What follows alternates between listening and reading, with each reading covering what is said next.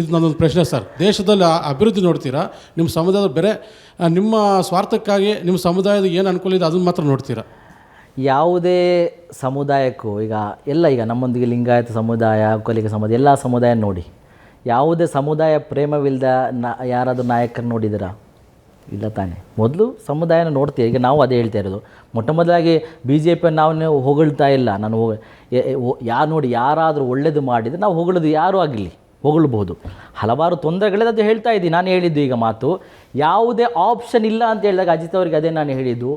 ನಾವು ನಮ್ಮ ಸಮುದಾಯಕ್ಕೆ ಬೇಕಾದಂತಹ ಸಾಮಾಜಿಕ ನ್ಯಾಯ ಕೊಡಲು ಯಾರಾದರೂ ತಯಾರಿದ್ದರೆ ನಾವೆಲ್ಲರೊಂದಿಗೆ ಓಪನ್. ಯಾರು ಕೊಡ್ತಾರೆ ನಿಮಗೆ ಸಾಮಾಜಿಕ ನ್ಯಾಯ? ಕರ್ನಾಟಕದಲ್ಲಿ ಕಾಂಗ್ರೆಸ್ ಬಿಟ್ಟರೆ ಯಾರು ಸಾಮಾಜಿಕ ನ್ಯಾಯ ಕೊಡ್ತಾರೆ? ಅಜಿತ್ ಅವರ ಏನು ಕೊಡದೆ ನಾವು ಅದಕ್ಕೆ ಒಂದು ಸ್ಟ್ರಾಟಜಿಯನ್ನು ಮಾಡ್ತಾ ಇದ್ದೀವಿ. ನಮ್ಮ ಉಲಮಾಗಳ ನೇತೃತ್ವದಲ್ಲಿ ಒಂದು ಸ್ಟ್ರಾಟಜಿಯನ್ನು ನಾವು ರೆಡಿ ಮಾಡ್ತಾ ಇದ್ದೀವಿ. ನಾವು ಎಲ್ಲರೊಂದು ಕೂಡ ಡಿಸ್ಕಷನ್ ಮಾಡ್ತಾ ಇದ್ದೀವಿ. ದೊಡ್ಡ ಮಟ್ಟದಲ್ಲಿ ನಡೀತಾ ಇದೆ. ನಾನು ಅದಕ್ಕೆ ಹೇಳಿದ್ದು ಅಜಿತ್ ಅವರೇ, ವೈಟ್ ಆ್ಯಂಡ್ ವಾಚ್ 2028 ಆ ರೀತಿ ಅಂತಲ್ಲ, ಆ ರೀತಿ ಅಲ್ಲ, ಬ್ಲಾಕ್ ಮೇಲ್ ಅಂತನಲ್ಲ, ಆ ರೀತಿಯನ್ನು ನೀವು ತಿಳ್ಕೊಬೋದು. ನಾವಿಲ್ಲ ಅಂತೇನು ಹೇಳಲ್ಲ. ನಾವು ಹೇಳ್ತಾ ಇರೋದು ತೊಂದರೆ ಆಗ್ತಾ ಇದೆ, ನೀವು ಅದನ್ನು ಸರಿಪಡಿಸಿ. ಇಲ್ಲಿಂದ ನಮ್ಮ ಸಮುದಾಯಕ್ಕೆ ಹಕ್ಕಿಲ್ವಾ ಅಜಿತ್ ಅವರೇ? ನಮ್ಮ ಸಮುದಾಯಕ್ಕೆ ತೊಂದರೆ ಆಗಬೇಕಾದ್ರೆ ನಾವು ನೋಡ್ತಾ ಸುಮ್ಮನೆ ಕೂರಕ್ಕಾಗುತ್ತಾ? ಅದಕ್ಕೆ ನಾವು ಮಾತಾಡ್ತೀವಿ. ಹಕ್ಕಿಗೆ ಮಾತಾಡಬಾರ್ದು ಅಂತ ಹೇಳಿದರೆ ಓಟ್ ಹಾಕೋದು ಮಾತ್ರ ನಮ್ಮ ಜವಾಬ್ದಾರಿ. ನಾವು ಓಟ್ ಬ್ಯಾಂಕಿಂಗ್ ಮಾತ್ರ ಆಗಬೇಕಾ? ನೀವು ಸುಮ್ಮನೆ ಮಾತಾಡ್ತೀರಿ. ಎಲೆಕ್ಷನ್ ಬಂದಾಗ ಇದೇ ಕಾಂಗ್ರೆಸ್ ಲೀಡರ್ಸ್ ಬರ್ತಾರೆ. ನಾನು ಮೊದಲೇ ಹೇಳಿ, ಎಲೆಕ್ಷನ್ ಬಂದಾಗ ಇದೇ ಕಾಂಗ್ರೆಸ್ ಲೀಡರ್ಸ್ ನಿಮಗೆ ಬಂದು ಹೇಳ್ತಾರೆ, ನೀವು ನಮ್ಗೆ ಓಟ್ ಹಾಕದೇ ಇದ್ರೆ BJP ಬರುತ್ತೆ ನೋಡಿ ಅಂತ. ನೀವು ಹೋಗಿ ಓಟ್ ಹಾಕ್ತೀರಿ ಅವ್ರಿಗೆ. ಅಂತಹ ಕಾಲ ಹೋಗಿದೆ.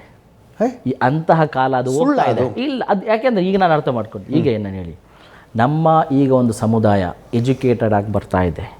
ನಮ್ಮಲ್ಲಿ ಈಗ 10 ಲಕ್ಷಕ್ಕಿಂತ ಜಾಸ್ತಿ ಯೂತ್ ವೋಟರ್ಸ್ಗಳಿದ್ದಾರೆ. ಈಗ ಎಲ್ಲರೂ ಕೂಡ ಒಂದು ಪೊಲಿಟಿಕಲ್ ಎಂಪವರ್ಮೆಂಟ್ ಬಗ್ಗೆ ಒಂದು ಅವೇರ್ನೆಸ್ ಕ್ರಿಯೇಟ್ ಆಗ್ತಿದೆ. ನಮ್ಮ ಎಲ್ಲ ಬೂತ್ ಲೆವೆಲ್ಲು, ನಮ್ಮ ಎಲ್ಲ ಮಸೀದಿಗಳಲ್ಲೂ, ಎಲ್ಲ ಕಡೆ ಈ ಒಂದು ಪೊಲಿಟಿಕಲ್ ಎಂಪವರ್ಮೆಂಟಿಂದ ನಮ್ಮ ಸಮುದಾಯ ಬಗ್ಗೆ ಆಗುವಂತಹ ತೊಂದರೆಗಳ ಬಗ್ಗೆ ದೊಡ್ಡ ಮಟ್ಟದಲ್ಲಿ ಚರ್ಚೆ ನಡೀತಾ ಇದೆ. ಎಲ್ಲರೂ ಕೂಡ ಇದರಲ್ಲಿ ಭಾಗಿಯಾಗ್ತಾ ಇದ್ದಾರೆ. ಇದು ದೊಡ್ಡ ಒಂದು ರೆವಲ್ಯೂಷನ್ ಅಂತಲೇ ಹೇಳ್ಬೋದು. ಅದಕ್ಕೆ ನಾನು ಹೇಳ್ತಾ ಇರೋದು, ನಾವೀಗ ಕಾಂಗ್ರೆಸ್ ಪಕ್ಷದೊಂದಿಗೆ ವಿರುದ್ಧವಾಗಿ ನಾವು ನಿಲ್ತೀವಂತ ನಾನು ಅದು ಮಾತ್ರ ಅಂತ ಹೇಳ್ತಾ ಇಲ್ಲ. ನಮಗಿರುವಂತಹ ಸಮುದಾಯಕ್ಕಿರುವಂತಹ ಕಾಳಜಿಯನ್ನು ವ್ಯಕ್ತಪಡಿಸಿ ಒಬ್ಬ ಉಲಮಾನಾಗಿ ನಮ್ಮ ಉಲಮಾ ನೇತಾರರೊಂದಿಗೆ ಡಿಸ್ಕಷನ್ ಮಾಡಿ ಅವರು ತಂದಂತಹ ಒಂದು ತೀರ್ಮಾನವಾಗಿದೆ ಇದು. ನಮಗೆ ಇನ್ನು ನಾವು ಆ ರೀತಿ ಕೇವಲ ಒಂದು ವೋಟ್ ಬ್ಯಾಂಕ್ ಆಗಿರುವಂತಹ ಒಂದು ವ್ಯವಸ್ಥೆಯಲ್ಲಿ ನಾವು ನಿಲ್ಲಕ್ಕೆ ತಯಾರಿಲ್ಲ.